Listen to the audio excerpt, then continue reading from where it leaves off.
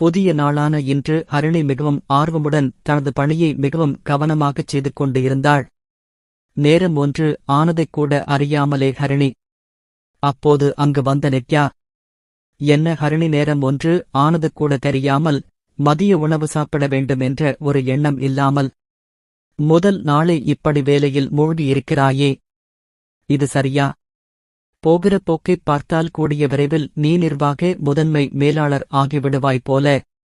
ஹரிணி, நானே ஏதோ தெரிந்தும் தெரியாமலும் எனது வேலைகளை செய்து இன்று வரை செய்து வருகிறேன் என்று மிகவும் தீவிரமாக கலாய்த்தாள் ஹரிணியின் பள்ளி முதல் இன்று வரை உண்மை நட்பை தொடரும் நித்யா.